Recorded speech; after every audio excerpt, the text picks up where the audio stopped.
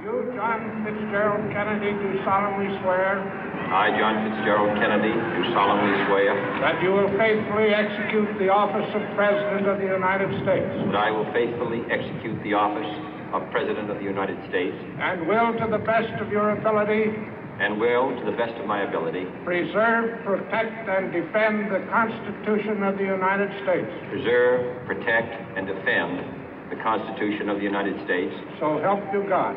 So help me God.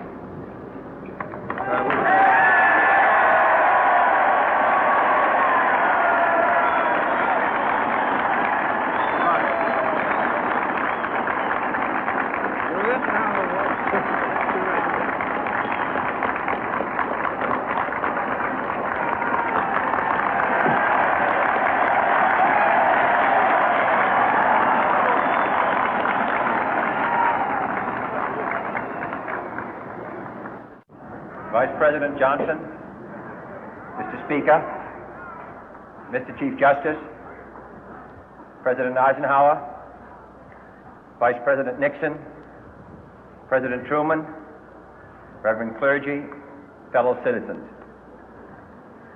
We observe today not a victory of party, but a celebration of freedom, symbolizing an end as well as a beginning, signifying renewal as well as change. For I have sworn before you and Almighty God the same solemn oath our forebears prescribed nearly a century and 3/4 ago. The world is very different now, for man holds in his mortal hands the power to abolish all forms of human poverty and all forms of human life. And yet the same revolutionary beliefs for which our forebears fought are still at issue around the globe. The belief that the rights of man come not from the generosity of the state, but from the hand of God. We dare not forget today that we are the heirs of that first revolution. Let the word go forth from this time and place to friend and foe alike that the torch has been passed to a new generation of Americans born in this century, tempered by war, disciplined by a hard and bitter peace, proud of our ancient heritage, and unwilling to witness or permit the slow undoing of those human rights to which this nation has always been committed and to which we are committed today at home and around the world.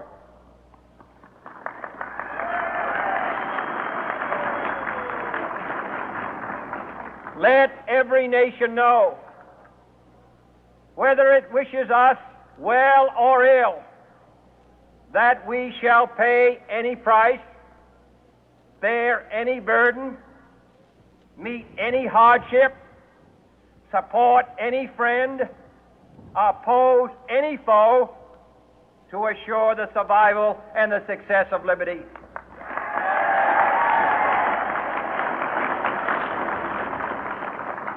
This much we pledge and more.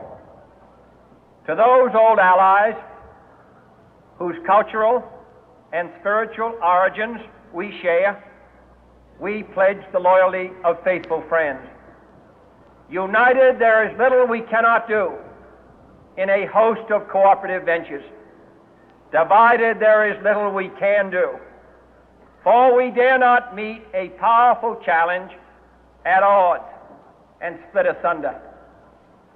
To those new states whom we welcome to the ranks of the free, we pledge our word that one form of colonial control shall not have passed away, merely to be replaced by a far more iron tyranny.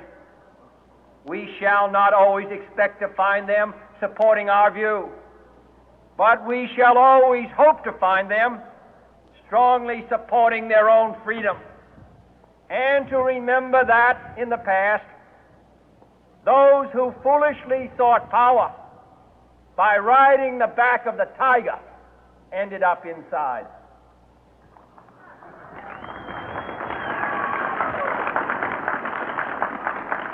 To those people in the huts and villages of half the globe struggling to break the bonds of mass misery, we pledge our best efforts to help them help themselves for whatever period is required, not because the communists may be doing it, not because we seek their votes, but because it is right.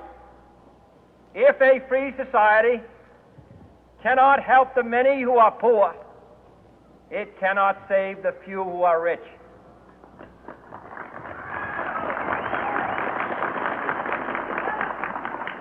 To our sister republics south of our border, we offer a special pledge to convert our good words into good deeds, in a new alliance for progress, to assist free men and free governments in casting off the chains of poverty. But this peaceful revolution of hope cannot become the prey of hostile powers. Let all our neighbors know that we shall join with them to oppose aggression or subversion anywhere in the Americas. And let every other power know that this hemisphere intends to remain the master of its own house.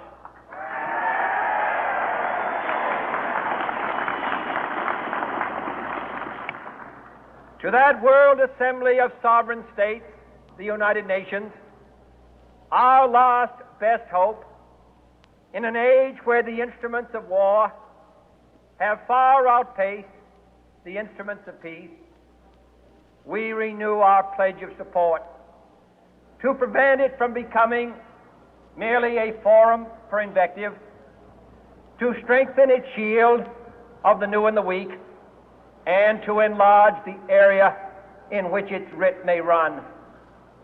Finally, to those nations who would make themselves our adversary, we offer not a pledge, but a request that both sides begin anew the quest for peace.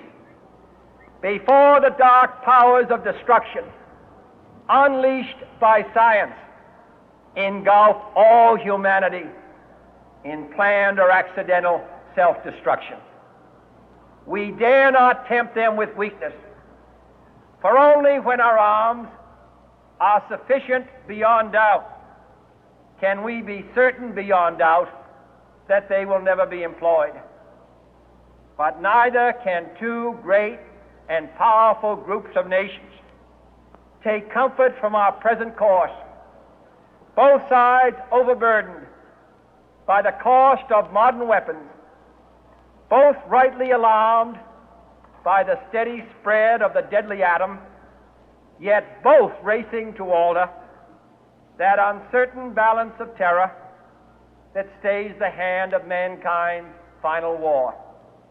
So let us begin anew, remembering on both sides that civility is not a sign of weakness, and sincerity is always subject to proof. Let us never negotiate out of fear, but let us never fear to negotiate.